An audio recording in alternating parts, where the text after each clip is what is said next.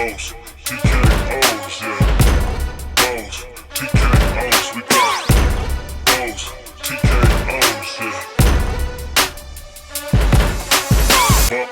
Bows, TKOs, we got Bows, TKOs, yeah. Bows, TKOs.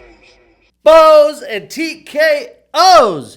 We are live, episode 158, coming at you from the Valley.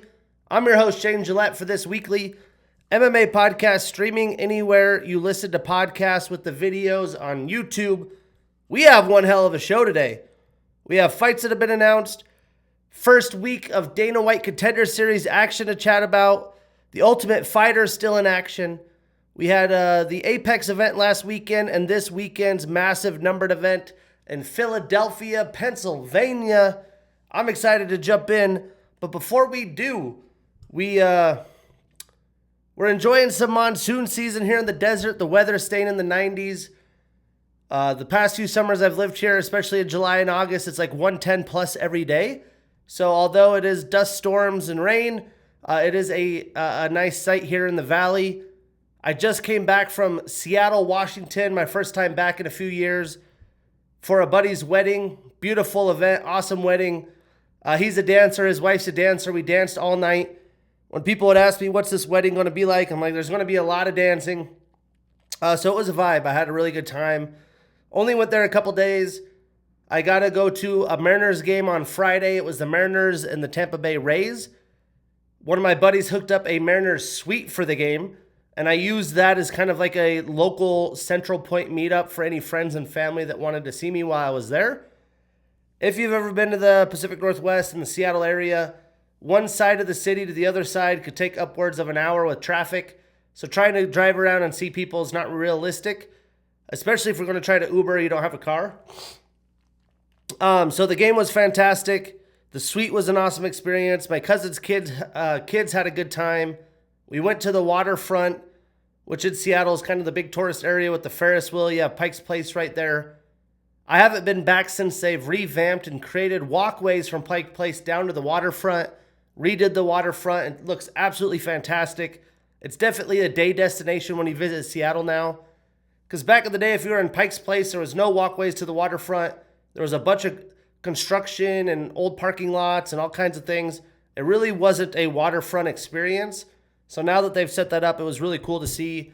It was low 80s, high 70s for a lot of the time I was there. So that was absolutely phenomenal for August weather. And got to see some peeps I haven't seen in a long time. So it felt good to be back. But this weekend, I'm excited. No big events planned except UFC action.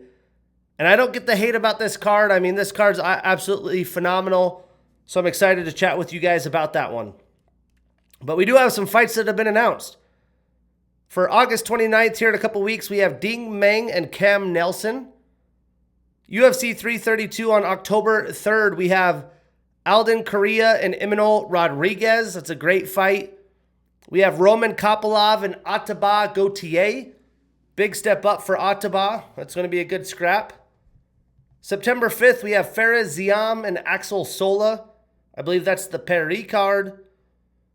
UFC Noche just getting bangers added. We talked about Tommy McMillan and Marwan Rahiki. Tommy called a shot, said he wants to be on the card. I bought my tickets on pre-sale. Thought the card was kind of mid, but the fights they've added to it have been fantastic. And Tommy Gunn will be on the main card.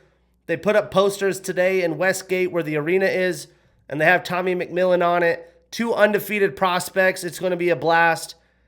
We have Rafa Garcia and Rong Zhu, another banger. I mean, UFC Noche is no slouch.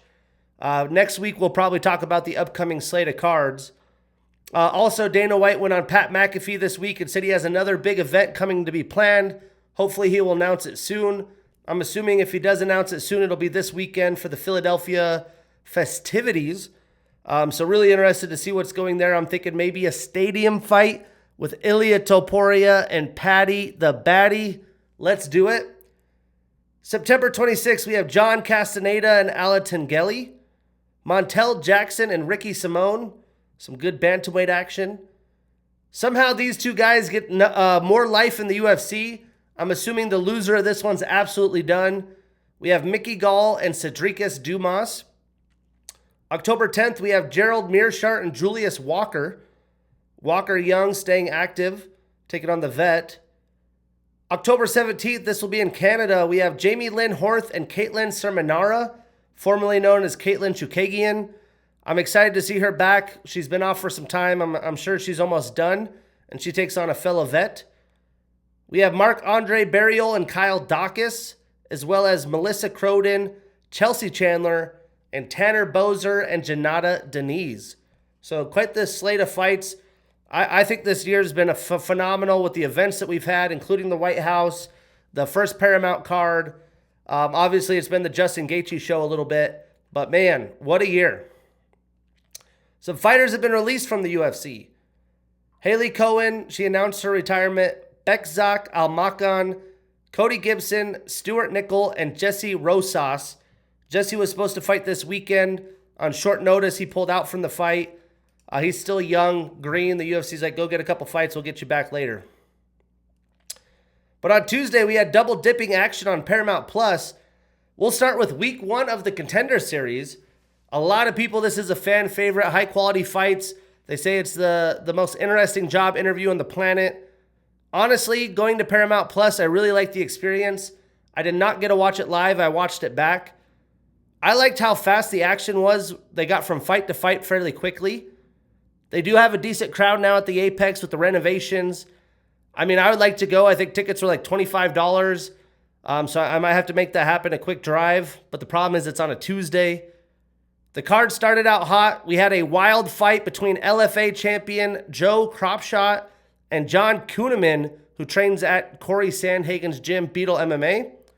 This was a wild and hard-hitting back-and-forth fight. At the end of the fight, Kuhneman got put in an arm bar, did not tap, broke his arm.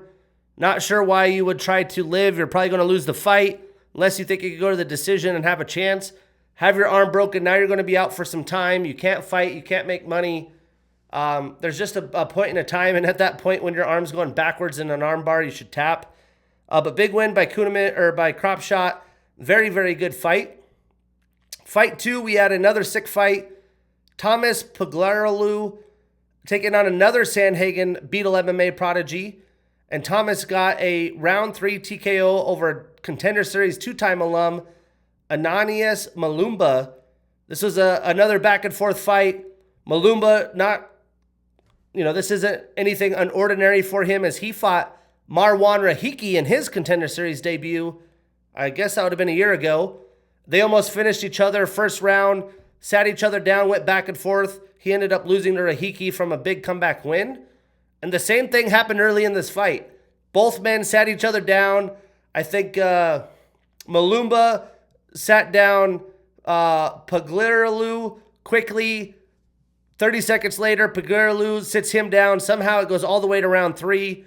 The energy, the feeling of this season of Contender Series seems to be on fire this early in the card. Then we had Bilal Hassan, who is the biggest Contender Series favorite of all time, and he ends up getting a 45-second finish over Merdul Salkia from India. There's jokes in the world of MMA social media that the Indian base is the worst base in MMA. Every time these guys get a shot, they get knocked out quickly. But Bilal Hassan looks like the real deal at the flyweight division. He's got a ton of swag. He already has a UFC fight booked for August 29th. He's going to take on a 9-0 prospect making his UFC debut, Nilson Rojas. And in this fight with the quick knockout, he hit a beautiful Michael Jackson moonwalk. He said he's a huge Michael Jackson fan. But the guy's going to be box office. He's going to be entertaining. Watch out for Bilal Hassan. Then the next fight kind of took the excitement out of the air. Abe Al-Sagir got a split decision victory over Fabrizio Escarrega. I mean, Fabrizio definitely won that fight. Everybody else thought so. Supposedly only Sal D'Amato knows how to judge fights. It was a hard-fought fight, but there was a lot of kind of just pinning up against the cage in this fight. No one was really throwing and going for it. So neither guy won a contract. In the main event, Anthony Wint, who is a former Jets linebacker, looks like an absolute unit. Guy is stacked. At heavyweight, got a 34-second finish over Matt Adams. And Anthony Wint already has a fight booked, or is going to have a fight booked here fairly quickly as well. So, started out really hot, was kind of okay, couple quick finishes, but watch out for Anthony Wint and Bilal Hassan. This week in The Ultimate Fighter, I thought it was going to be pretty much the championship fight. I think whoever wins this is going to win the bantamweight finale. We had Illenbeck, who's more of a grappler, taking on Xavier Franklin, who is a solid grappler, not as dependent as Illenbeck, but a well-rounded striker. Because this was two Bisbee guys, Team DC went to Pop Stroke, which is Tiger Woods' mini golf place. It's one of my favorite places. I think it's better bang for your buck than Top Golf. I go and take dates there all the time. But in the fight, both men were measured to start. Illenbeck was kind of patiently waiting to get a takedown. He got deep in on a single and picked up Xavier, held him up over his shoulders. You know, they are friendly, so I don't think he wanted to slam him. But eventually got a takedown with about 2 minutes to go in the round. And although Illenbeck got the takedown early, he never put himself in dominant positions, didn't land much damage from top. Xavier definitely had more success striking from his back and landing damage. But Illenbeck wasn't trying to advance positions. He was just trying to hold him down. They did give round 1 to Illenbeck, but he didn't do much. Round 2, Illenbeck went right out for another takedown at the start of the round. It looked like we were going to get a repeat of round 1. But somehow Xavier was able to fight out, get back up, and land a few shots. But Illenbeck went for a deep shot. Xavier had a big, beautiful sprawl. But right as he separated, Illenbeck went in again for a chained takedown. He got it and controlled Xavier, again without any damage or serious threat for the final 30 seconds. With 30 seconds left, the ref separated him because he wasn't doing anything with top control. Again, he was definitely just holding him down there. So, you know, ideally you could say he's up 2, but it's debatable. In the semifinals, you get 3-round fights. And in round 3, Illenbeck was tired. He was slowing down. He wasn't as aggressive with his wrestling right away. And Xavier was landing nice combinations. Not 1-2 shots. It was more like 3 to 5. Well, Illenbeck finally went for a shot, but Xavier defended it and went standing. Xavier was just picking Illenbeck apart with his jab. Beautiful 1-2s down the middle. And Illenbeck didn't have much movement when he was striking. When he was throwing everything, his head's on a straight line. He wasn't moving. So Xavier was able to have those openings. But really weird situation at the end of the fight. Classic Herb Dean situation, striking again. We had a supposed eye poke that didn't look like an eye poke. They didn't stop it immediately. It wasn't a big poke. And he's sitting down, Illenbeck going like this to his face. So Xavier keeps fighting, damn near knocks him out. Then Herb Dean stops the fight. We think it's a TKO. It's not. He's stopping it for the eye poke. We look at the screen, give him time to recover, and then somehow Illenbeck's able to cruise to victory. You know, I don't know what the hell was going on. Basically, Illenbeck got time to have enough energy for the rest of the round. His nose was all bloodied and beaten up. They got to clean up his nose on the stoppage time. So Illenbeck somehow won the fight. Super sketchy stoppage. I hate to see it go down that way. Even Bisping was rooting for Xavier because Illenbeck was just grappling and holding the guy. You know, this is MMA, not folk-style wrestling. I'm a pro wrestler, but what makes guys like Khabib, Islam, like people that make careers in grappling in the MMA, they get into dominant positions, they're trying to choke their guy out, they're landing ground and pound.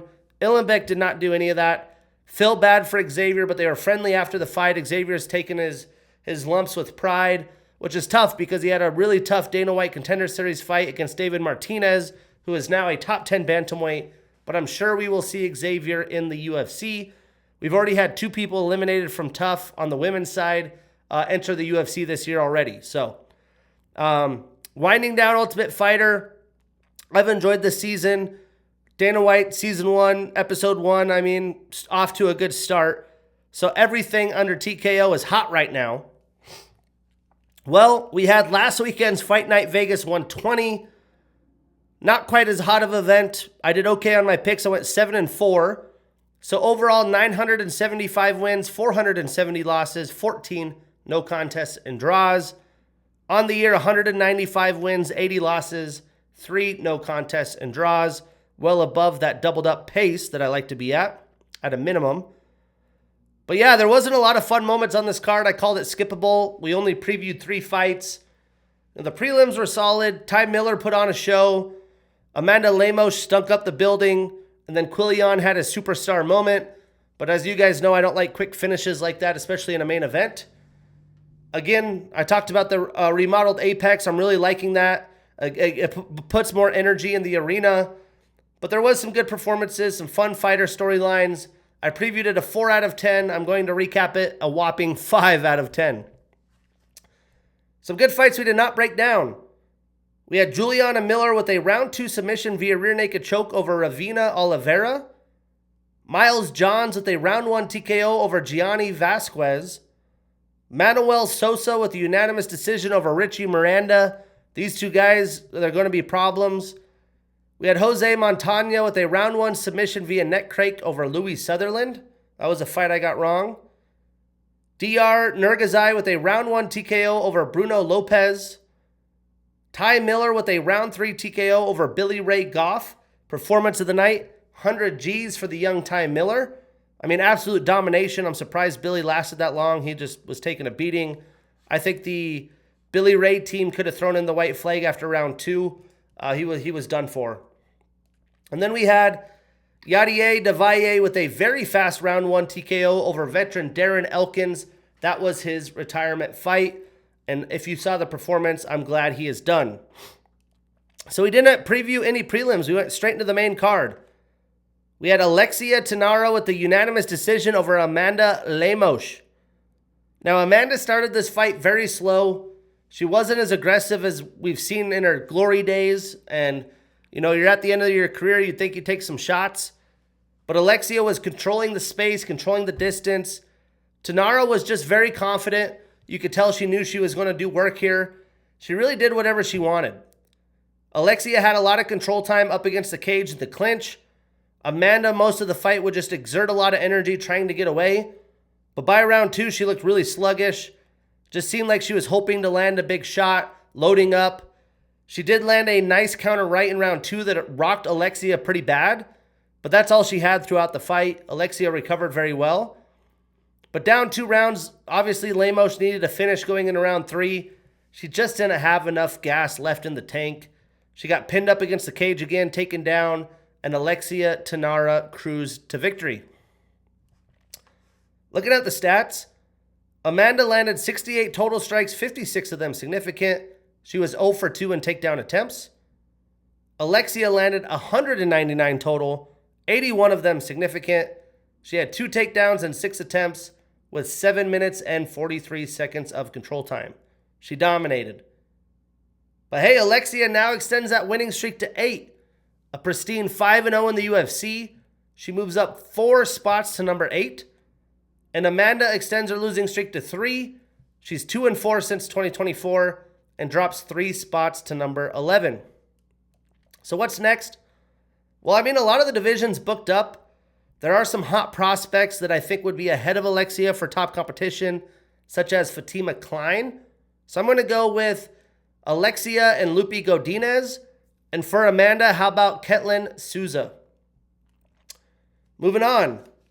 We had Diego Fajeda with a unanimous decision over Billy Quarantillo. Fight of the night, 100 G's. I mean, I'm a little shocked by this performance, to be honest with you. You know, Billy's only 37. He's not, in his 40s like Diego. Has had more than a year off. I figured we're going to see the best version of himself. He's going to be working in the lab. But that was not the case. Billy was still aggressive coming forward, bringing the fight to Diego as he usually does. But he showcased no striking defense. For some reason, he was fighting with his hands down low in this fight. So Diego was just ripping off combination after combination. With Billy's lead hand down, he was able to come over the top. Billy would just kind of lunge forward with one big shot at a time, and Diego would counter strike and was able to push him back off the cage, landed a bunch of headshots, a lot of combinations, and Billy just kind of ate him and took it in the first round. Well, the second round, Diego started slowing down a little bit, I think because he was tiring himself out from beating up Billy Quarantillo. I mean, Billy got some good momentum back in the second half of the round just because Diego's volume was slowing, but it was too little too late at this point. He's down 2-0. In round 3, it was still a collision course, but Diego landed cleaner, had better technique. He just didn't look, Billy just didn't look good. I'm not sure what his game plan was. He didn't mix in attacks. Diego, great mix of attacks. But Diego let his hands fly. Billy didn't. Again, Billy's movement was terrible. He was just kind of standing in front of him, taking the hits. He wasn't creative. I'm not too sure if he was injured. I know he pulled out of a fight. It just didn't seem like the Billy Quarantillo that we should have expected after a year layoff. But in the fight, Diego's team was begging him to attack Billy's body because he ate so many headshots, was just durable. I think if he would have attacked the body more, especially with his hands down low, he probably could have got a finish. But regardless, he got fight of the night, 100 Gs, big win for the veteran. This was a fight I got wrong. Statistically, Diego landed 124 total strikes, 116 significant. He had 4 takedowns and 9 attempts. If he wanted them, he got them. He had 2 minutes and 47 seconds of control time. So although he did get a lot of takedowns, it wasn't very much control time.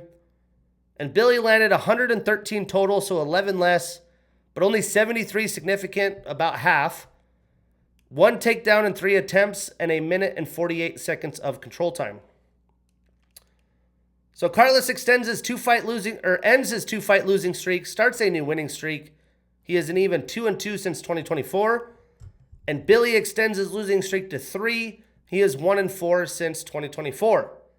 So what's next? Well, I think Diego and Terrence McKinney is the fight to make. And for Billy, I do think he'll have another chance in the UFC. So how about a fight with Ismail Bonfim? This will be a battle for a UFC roster spot. Then in the main event, Quillian motherfucking Sal killed with a round 1 submission via rear naked choke over Mateusz Gamrot. Well-deserved performance of the night. 100 Gs to Sal killed. I mean, golly, man. I got this fight completely wrong. I thought Quillian was going to get exposed by Mateusz's grappling. I was completely off. Quillian had some cool promotions, some cool videos that the UFC partnered with him up to this week. So they're trying to build him as a star. He is now a star. And you don't want to fuck with him. He's still young. He's going to get better. He could finish you, and we just learned what he can do on the octagon floor. I mean, Quillian made slight work of Mateusz. He landed a perfectly timed, stiff left jab, I'd say about a minute in, as Gamrot was trying to close distance. It landed flush. It rocked Gamrot bad. From there, the rest of the round was just high-level wrestling exchanges. Gamrot tried to go to a leg. They were scrambling, wild, high IQ stuff, 50-50 positions. But a surprise for me was how calm Sal killed was. He never overreacted. Even when Mateusz had him in a knee bar, he limp-legged out, very impressively, quickly transitioned to Gamrot's back. And he sunk in a rear naked choke. He had hooks in and acted like he was going to get up. So as that happened, Gamrot starting to posture up to try to escape and explode.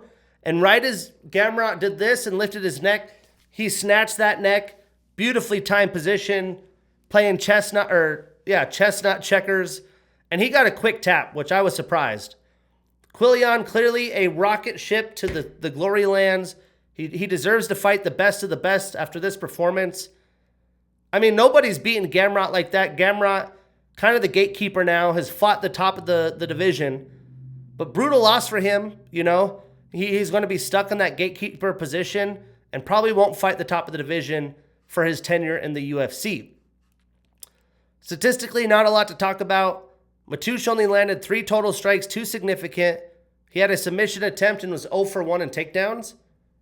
Quillian landed 20 total strikes, 10 significant with the takedown, a submission attempt, and 2 minutes and 2 seconds of control time. So Quillian extends his winning streak to 13. 7-0 in the UFC, all since 2024. The kid's been active, and he moves up 4 spots to number 8.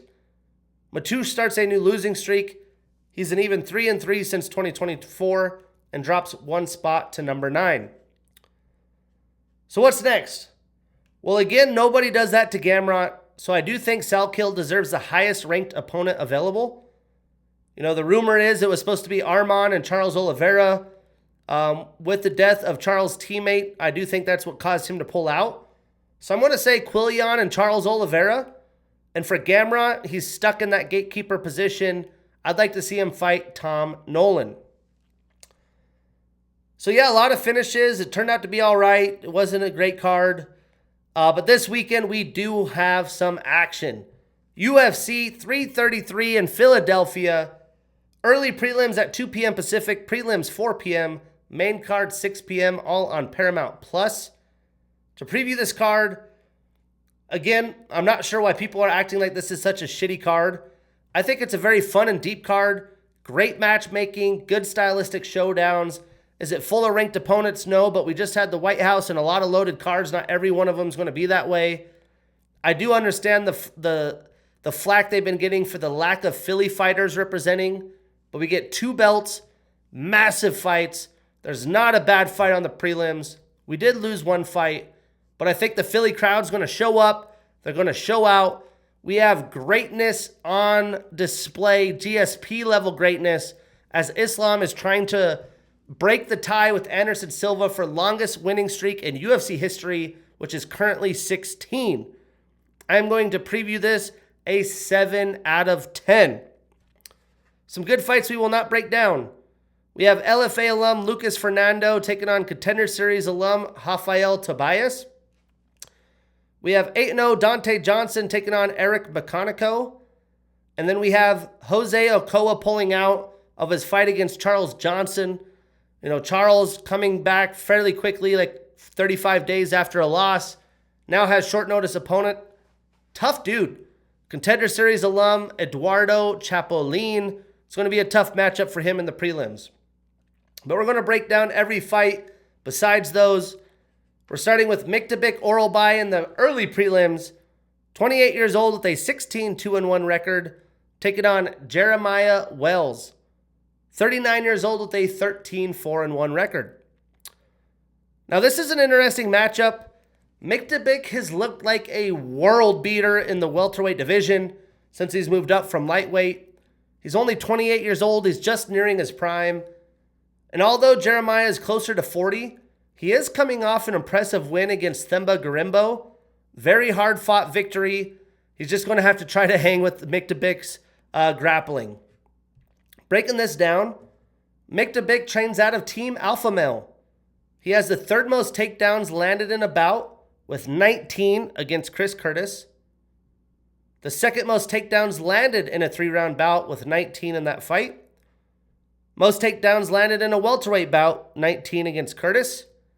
You have the 2024 Fight of the Year against Batushrin Betsky at UFC 308. I believe that was in Abu Dhabi. I remember watching that. I was moving to this house that I bought from my old rental. My movers were there, and I'm watching the fights on my phone, and I was just fucking dialed. That fight was wild. He's an LFA alum. He's on a 3-fight winning streak, 4-1 since 2024.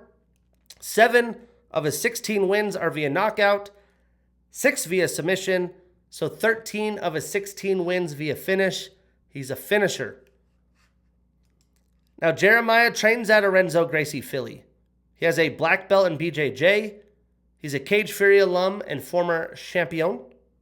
He's on a 1-fight winning streak, 2-2 since 2023. 5 of his 13 wins are via knockout, 4 via submission, so 9 of his 13 wins via finish. Now, Miktabik's just going to come right at Jeremiah. He's going to look to take him down, look to smash him Khabib style. You know, Jeremiah has pretty good grappling. He's training with a grappling-heavy team in Philly. He should be ready to rock, but that doesn't make it any easier. When the fight is standing, I do think it could be anyone's game. It should be a fun back-and-forth fight.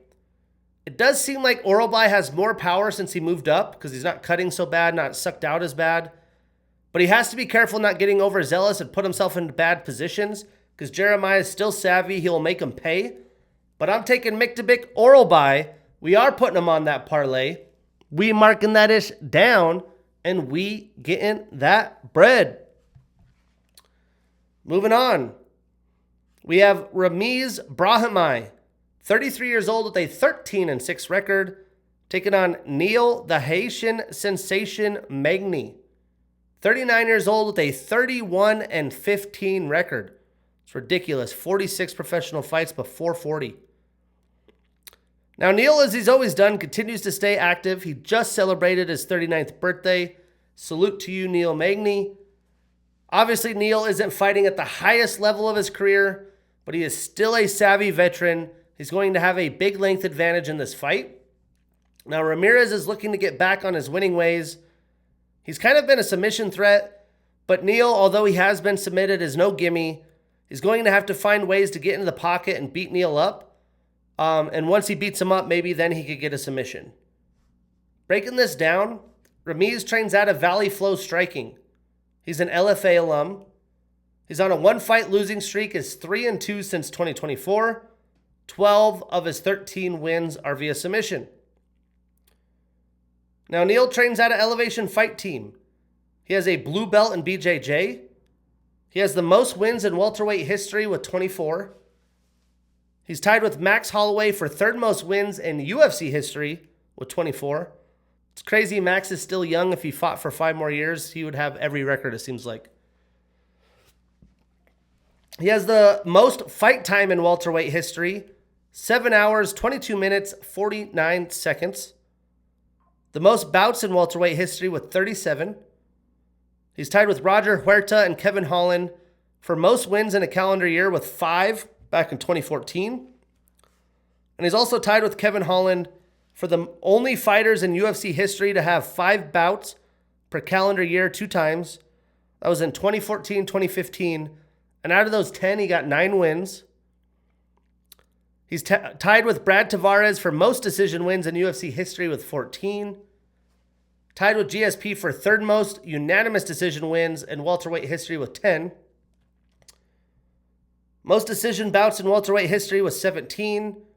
Most split decision wins in welterweight history with 4. Second most significant strikes landed in welterweight history, 1,506. That's behind Bilal Muhammad. He has the most total strikes landed in welterweight history, 2,729. Third most strikes landed in UFC history, 2,729. Third most takedowns landed in welterweight history was 64. He had the 2024 comeback of the year against Mike Malott at UFC 297. That was wild. He's on a one-fight losing streak, 3-3 since 2024. 7 of his 14 losses are via submission, and he has an 8-inch reach advantage and a 6-inch leg reach advantage. That's serious. I do think the key to this fight is going to be for Neil to survive the early rounds, try to get it later in the fight and take advantage when Ramiz kind of tires himself out. Neil is going to try to keep the fight standing, stay at that kicking range. He can't be in close when Ramiz is loaded up because he's got nice technique and serious power when he swings big. He's got to leverage those front kicks, maybe some teep kicks, land that nice jab. But I am taking Ramiz Brahimaj. We are putting him on that parlay.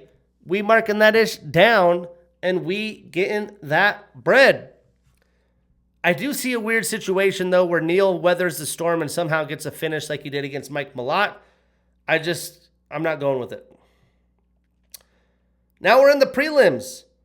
We get Vicente, the Silent Assassin Luque, 34 years old with a 24-12-1 record, taking on Trayshawn, Mr. Vicious Gore, 32 years old with a 7-4 record. It just shows you how there's not one path to the UFC. Trayshawn, barely getting his roots down, is only 2 years younger than Vicente, who's been with the promotion for seems like ever. But Vicente has not looked very good of late. Since he returned to welterweight against Kevin Gastelum in April, he did catch his neck via anaconda choke. But other than that, he doesn't look like he wants to be part of a fight. Now he's getting a fellow Ultimate Fighter alum in his prime, who's really in desperate need of some quality wins. His only wins in the UFC have come via guillotine. That is Trayshawn. And I'm pretty positive he's not going to get a guillotine on Vicente, who's a very good jiu-jitsu practitioner. But we'll see. Breaking this down, Vicente trains out of Kill Cliff FC. He has a black belt in BJJ and Luta Livre. He's an Ultimate Fighter alum. He's tied with Matt Brown for second most post-fight bonuses in welterweight history with 9. That's behind Chris Lytle. He's tied with Thiago Alves and Li Jingliang for second most knockouts in welterweight history with 8, behind Matt Brown. He has the most Bravo and Darce choke submission wins in UFC history with 4. He's tied with Makwan Amirkhani and Charles Oliveira for most Anaconda choke submission wins in UFC history with 3. He has the second most finishes in welterweight history with 14, behind Matt Brown. He's tied with Damian Maia and Chris Lytle for second most submissions in welterweight history with 6. He's tied with Yarosh Medic and Anthony Johnson for most first-round knockouts in welterweight history with 5. I just feel like if he's not snatching someone's neck or landing a big shot early, he just kind of crimples up like a tin can. But he also has the fastest Anaconda choke submission in UFC history, 52 seconds against Themba Gorimbo. He's on a 1-fight winning streak, 2-3 since 2024. Hasn't been very active.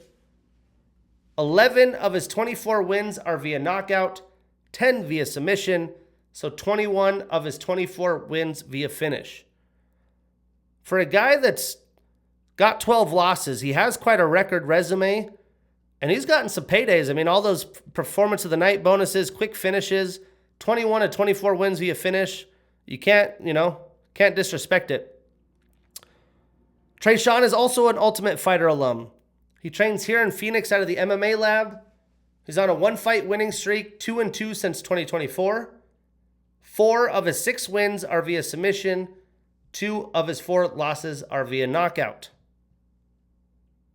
Now, this is going to be an interesting fight because both fighters have been Jekyll and Hyde. Both men are in their primes. They need a big win to continue that positive momentum and continue to make money in the UFC. I do think that Trayshawn is tough. He's durable. But Vicente has much more experience. And obviously, I think we'll have the technique advantage and the grappling advantage. Obviously, Vicente likes to start quick. Trayshawn is kind of a slower starter. But Vicente doesn't like to get hit. So if Trayshawn could get his hands on early, it will pay off massively. Let me look at these odds. The odds on this fight have been all over the place.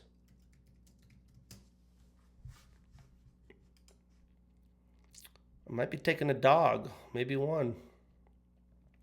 A lot of heavy favorites. So it's an even 110 pick'em. Well, I'm taking the veteran Vicente Luque. We are putting him on that parlay. We got to send it. We marking that ish down, and we getting that bread. I'm going to put a bunch of money on a parlay. Because there's so many favorites, you got to bet damn near the whole card to make any money. But I'm going to do a finishing parlay as well. And I'll probably bet a lot of at least the 2 championship fights and maybe another one round finishes. I think Islam and Mackenzie Dern rounds 3-4 finishes are very good money opportunities. But we'll get to that. We're still in the prelims. We got Jalen the Tarantula Turner, 31 years old with a 15-9 record, taking on Cowie Fernandez, 31 years old with an 11-2 record. And I think this actually got moved up to the main card, right? Let's look. So as of now, this is the first fight before the championship fight. So it did get moved up. I think this is going to be an awkward visual fight. Jalen is 6 inches taller than Cowie. Cowie's kind of a leg kick specialist with solid power. Jalen has little itty bitty legs. So we'll see how that shakes out. I just don't know how he's going to get in and get close to the Tarantula. Jalen looked great in his return from a short retirement window. And I just feel like he's the more skilled fighter. And I think he seems to have his kind of fighting spirit and excitement back. Breaking this down, Jalen has a brown belt in BJJ. He's a World Series of Fighting, Bellator, King of the Cage, and Contender Series alum. He's on a 1-fight winning streak, 1-2 since 2024. 11 of his 15 wins are via knockout. 4 of his 9 losses are also via knockout. So to knock out or be knocked out. But he does have that 4-inch reach advantage and a 6-inch leg reach advantage. Now, Cowie is an LFA alum. He's on a 3-fight winning streak, 4-1 since 2024. 6 of his 11 wins are via knockout. Now, if Cowie can get Jalen tired out by mixing it in work up against the cage, maybe getting some takedowns, or somehow just chopping that calf out, I do think that's his best path to victory. But the tarantula, man, he's long, he's tall. It's not easy. You know, Cowie is a big power striker, but again, I don't know how he's going to get in range to land the big shots. For that reason, I'm taking Jalen Turner. We are putting him on that parlay. We marking that ish down, and we getting that bread. Moving on. See, is this still in the prelims? Yep. We get Chidi Bang Bang Njoakwani, 37 years old with a 25-11 record, taking on Yoel El Fenomeno Alvarez, 33 years old with a 23-4 record. I think this is a very fun fight. I love me some Chidi. I love me some Alvarez. Both men, tall, lanky power strikers. You know, Yoel has had a kind of up and down experience since he's moved up to welterweight in the middle of his prime. I wish he would have done that before he was 30. But he shouldn't have to worry too much about defending takedowns, which has been his kryptonite. He can just let his creative striking flow in this fight.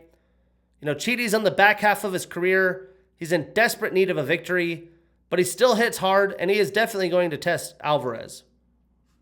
Breaking this one down, Chidi has a Muay Thai style. He has an orthodox stance. He has a black belt in BJJ. He's been fucking everywhere. King of the Cage, Ring of Fire, Legacy FC, RFA, Bellator, LFA, and Contender Series alum. He's on a 2-fight winning streak, 2-fight losing streak, 3-2 since 2024. 12 of his 25 wins are via knockout, and he does have a 3-inch reach advantage.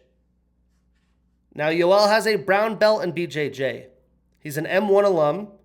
He's on a 1-fight losing streak, 3-1 since 2024. He's an even 1-1 at welterweight. 17 of his 23 wins are via submission. 2 of his 4 losses are via knockout.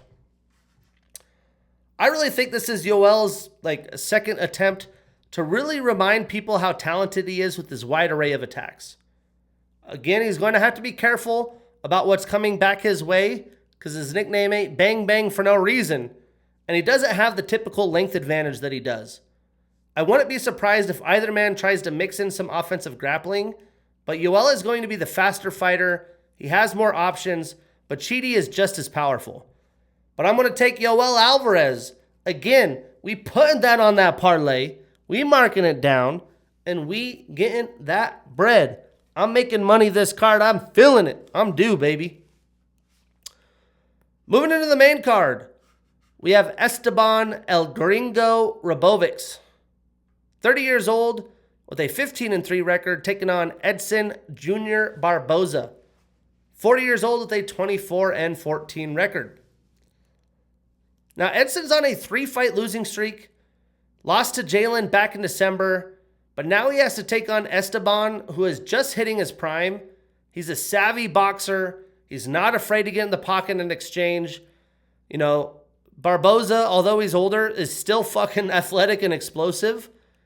But the fact that 40, Edson is fighting opponents at this high level is honestly crazy. I'm surprised he's taking them. But if there is anyone that should be the human highlight besides Justin Gaethje, it's fucking Edson Barboza. Expect a banger. Breaking this down, Esteban has an orthodox stance. He trains out of Killcliff FC. 3 of his last 4 fights have been fight of the night. He shows up, he shows out. He had the fight that saved the Sphere card, the 2024 Fight of the Year against Daniel Zellhuber. He's a Contender Series alum. He's on a 1-fight losing streak, 3-2 since 2024. 7 of his 15 wins are via knockout, 5 via submission. So 12 of his 15 wins have come via finish. Now, Edson trains out of American Top Team. He has a black Prajid in Muay Thai, a black belt in Taekwondo, and a brown belt in BJJ. 3 of his last 5 fights have been fight of the night or performance of the night. He's showing up. He's showing out. He's tied with Dustin Poirier for second most fight of the night bonuses in UFC history with 10 of them things. He's tied with Melvin Guillard and Justin Gaethje for third most knockouts in lightweight history with 7. One of the craziest knockouts, he had the 2012 knockout of the year against Terry Etim. 2019 Fight of the Year finalist against Justin Gaethje. 2023 Rally of the Year against Sadiq Youssef. The fact that he's still in the UFC fighting guys like Rabovics and Sadiq isn't is crazy to think about. He's a Ring of Combat alum and former champion. He's on a 3-fight losing streak. He has not won since October of 2023. He said he hasn't really considered retirement. He's taking it 1 fight at a time. But if he gets his clock clean, I think it'll be it. 14 of his 24 wins are via knockout, and he has a 6-inch reach advantage, which is pretty wild. I mean, what are their heights? I want to think Edson's much taller. Edson's 5'11", Esteban 5'10". For as good a boxing Esteban has, imagine if he had 6-inch longer reach. I mean, it's just bonkers. Well, I think the first round of this fight is going to be absolute chaos. Either man can land a highlight knockout. You know, Esteban is going to look to pressure forward, get in close, land that nice, slick boxing combinations. And Edson is going to look to attack Esteban's lead leg, bring in spinning techniques, knees, jumping attacks. You know, Esteban should be more durable. I don't think Edson's chin is very, very durable at all anymore. He's taken a lot of damage. I do think the longer the fight goes, I think it will favor Esteban as well. For that reason, I'm taking Esteban Rabovics. We are putting him on that parlay. We marking that ish down, and we getting that bread. Moving on. We have Mansour Abdul Malik, 28 years old with a 9-1-1 record, taking on Dustin Stoltzfus, 34 years old with a 16-8 record. Now we're getting a hyped power-hitting prospect coming off his first loss and a veteran at the edge of his prime who's kind of in desperation mode. Dustin has not had much luck in his prime. He's had to take on crazy, athletic, and explosive athletes. Mansour is going to want to avenge his loss, but he needs to respect Dustin. If he overswings, gets sloppy with his power shots, Dustin could try to take him down and wear him out. Breaking this one down, Mansour is an LFA and Contender Series alum. He's on a 1-fight losing streak, 4-1-1 in the UFC. 7 of his 9 wins are via knockout, and he has a 4.5-inch reach advantage. Now, Dustin has a purple belt in BJJ, a black belt in Luta Livre, and a red belt in Tang Soo Do. He's a Contender Series alum. He's on a 2-fight losing streak, 1-3 since 2024. I just personally don't think this fight's going to go the full 15. It's really going to depend on how patient Mansour is coming out of the gates. You know, Dustin is going to try to kind of study what worked for the kickboxing stud, Yusri Belgori. But Dustin doesn't have kickboxing skills like he does, so I'm sure he will turn to being into a grappler. Try to just put a high pace and high output on Mansour. He could try to smother him and exhaust him, but I don't think that's going to work out that way. For that reason, I'm taking Mansour Abdul Malik. Again, we putting him on that parlay. We marking that ish down, and we getting that bread. Moving on to the co-main event, the women's strawweight title. We have Mackenzie Dern, 33 years old with a 16-5 record, taking on Jillian the Savage Robertson, 31 years old with a 17-8 record. We've kind of had some weird energy in this fight. I don't know if the women are trying to sell it, but I think Mackenzie's playing cool. She's just recently a champion. It should be her and Zhang Weilei. She's getting a way easier opponent than Zhang Weilei. Zhang Weilei is an absolute serial killer. Again, why Zhang's not fighting, I have no idea. But Jillian's from Canada. She seems kind of passive-aggressive, tries to clout her more MMA submissions than Mackenzie. I think she's putting herself, digging herself a grave a little bit. But again, Mackenzie dodging a bullet, getting to defend her title for the first time without having to fight Zhang Weili. The problem for Jillian in this fight is that Mackenzie got the title against a very similar style fighter. If Mackenzie could avoid being taken down and held down, I do think she will have the striking advantage. She takes more chances. Over the course of 5 rounds, I just think she's going to find a way. She has more tools in her tool belt. And she was able to stuff a lot of Virna's takedowns, so I'm not too sure how Jillian's going to do much better. Virna's a problem, right? She's kind of been that girl you don't want to fight on your way to the title, but you have to. Mateusz Gamrot style, but even a little bit more. Breaking this down, Mackenzie has a BJJ style. She trains at a RVCA. She has not a 1, not a 2, but a 3rd degree black belt in BJJ. She won gold in the 2016 Worlds, got a bronze in the absolute weight class, which means there's no limit. She won gold in the 2015 ADCC Championships. She's a Legacy FC, LFA, and Invicta alum. 2 of her last 4 fights have been Performance of the Night or Fight of the Night. She's showing up. She's showing out. She has the 2nd most post-fight bonuses in strawweight history with 7. She's tied with Ronda Rousey for 2nd most post-fight bonuses in UFC women's history with 7, behind Jessica Andrade. She has most submission wins in the strawweight history with 5. She's tied with Virna Jandiroba for 3rd most submission attempts in strawweight history with 16. She has the 2nd most submission wins in UFC women's history with 5, behind Jillian Robertson. She's tied with Tisha Pennington for 2nd most wins in strawweight history with 11. Tied with Rose Namajunas, Amanda Lemos, and Tatiana Suarez for 2nd most finishes in strawweight history with 5. She's on a 3-fight winning streak, 3-1 since 2024. 8 of her 16 wins are via submission. I hope Mackenzie submits her. That'd be fucking sick. Jillian has a BJJ and kickboxing style. She trains at a Goat Shed Academy. She has a black belt in BJJ. She's an Ultimate Fighter and Island Fights alum. She has the most finishes in women's flyweight history with 7. Most submission wins in UFC women's history was 7, so she's been clouding. She has the most submission wins in flyweight history with 6. She fought a lot of her career up a division. She's now tied with Amanda Nunes for most finishes in women's history with 10. She has the highest top position percentage in flyweight history at 41.9%. Highest top position percentage in strawweight history at 50.8%. The 2nd most control time percentage in flyweight history, 54 minutes, 16 seconds, only behind Valentina Shevchenko. She has the highest control time percentage in flyweight history at 41.9%. The 2nd highest control time percentage in strawweight history, 57.1%, only behind Tatiana Suarez. 2nd most top position time in flyweight history, 50 minutes, 57 seconds, behind Valentina Shevchenko. She's tied with Montana De La Rosa, Andrea Lee, and Viviane Araujo for 2nd most submission attempts in flyweight history with 8. She's on a 5-fight winning streak.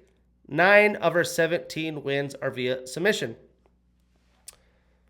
Now, Mackenzie is an elite champion because she has wild striking, but she's not a technical kickboxer, not great out in space.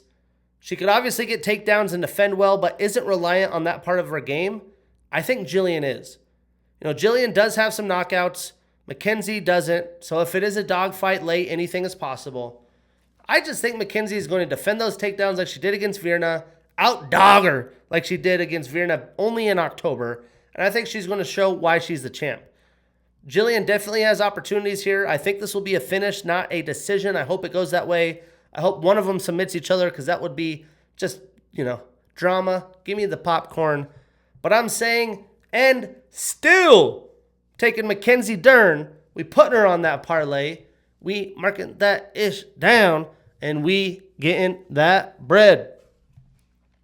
Moving on to the main event. If you are a true UFC fan, MMA fan, just enjoy the greatness. I was never a huge Khabib fan. I think he's overrated. He's not even in my top 5 GOAT conversation. Islam's different. Well, we get Islam Makhachev, 34 years old with a 28-1 record, taking on Ian the Future Machado Gary. 28 years old with a 17-1 record and the number 1 next to his name. Now, Islam is towards the ends of his prime at 34. He said he wants to get his winning streak to 20, which would be 4 more fights.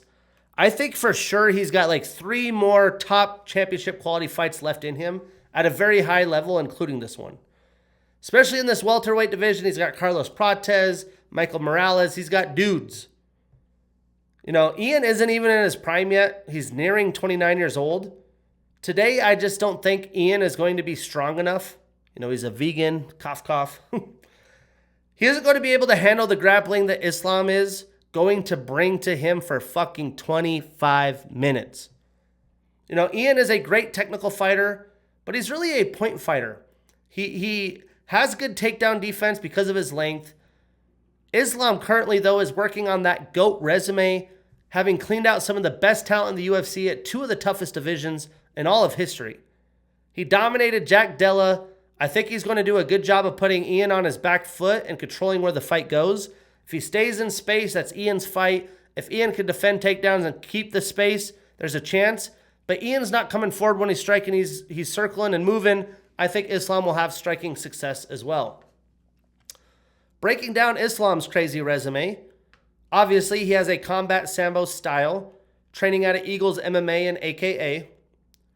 He has a black belt in judo.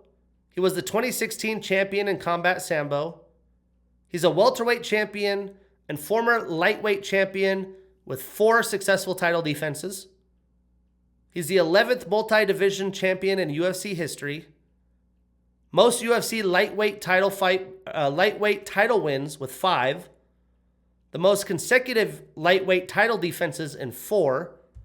The most total lightweight title defenses with 4. He's tied with BJ Penn for most finishes in lightweight title fights with 4. He's tied with Khabib Nurmagomedov for most submissions in UFC lightweight title fights with 3. 4 of his last 6 fights have been fight of the night or performance of the night. He shows up. He shows out. He doesn't lay on you and hold you there like Illenbeck.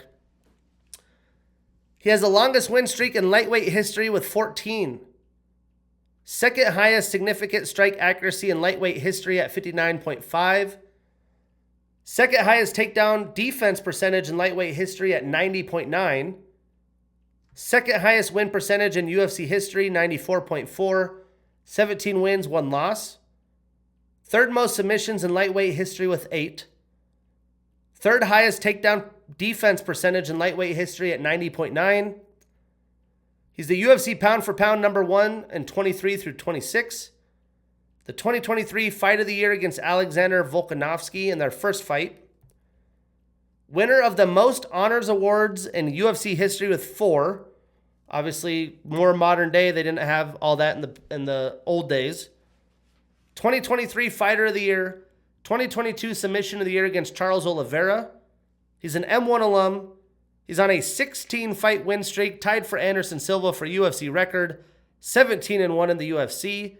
13 of his 28 wins are via submission. Now, Ian trains out of Shootbox Diego Lima. He's got a black belt in judo. He's a Cage Warriors alum and former champion. He's tied with Leon Edwards and Jack Della for 3rd longest win streak in welterweight history with 8. He's on a 2-fight winning streak, 4-1 since 2024. 7 of his 17 wins are via knockout, and he has a 4-inch reach advantage. Now, Islam was 4-4 with takedown attempts against Jack Della. He almost had 20 minutes of control time. I'm not saying Islam will have that much success against Ian, but JDM up to that point had been showcasing amazing takedown defense, ability to get back up, but Islam is a different ball game. I personally hope that the fight doesn't shake out that way, the way it did against JDM. I hope we get some fun exchanges while staying on the feet. I hope Islam has his moments and beats up Ian a little bit.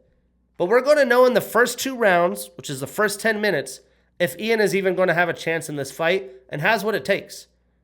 Islam has been a finishing machine. I expect that exact outcome in this fight. I honestly think that Michael Morales is the toughest contender for him in this division. I thought he deserved the title fight. Ian has a big mouth. He has championship pedigree. But we're talking about Islam Makhachev. I'm saying, and still, by finish, round 3 or 4, I'm taking Islam Makhachev. We putting him on that parlay. We marking that ish down, and we getting that bread. Sell your house, hide your kids, put it all on Islam. Next week, we go to Sacramento, California. A pretty decent fight night card with a banger of a headliner. Styles make fights. This is a clash of styles.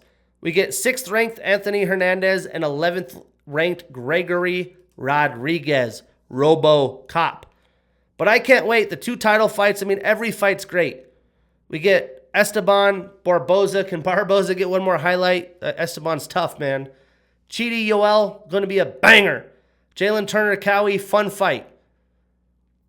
Vicente Tresean, who knows what's going to happen? Brahimai and Neil Magny. Neil Magny might shock the world again. Miktabik and Jeremiah. It's stacked card. I can't wait. Loaded Summer, episode 159. I'm your host, Shane Gillette. See you next week.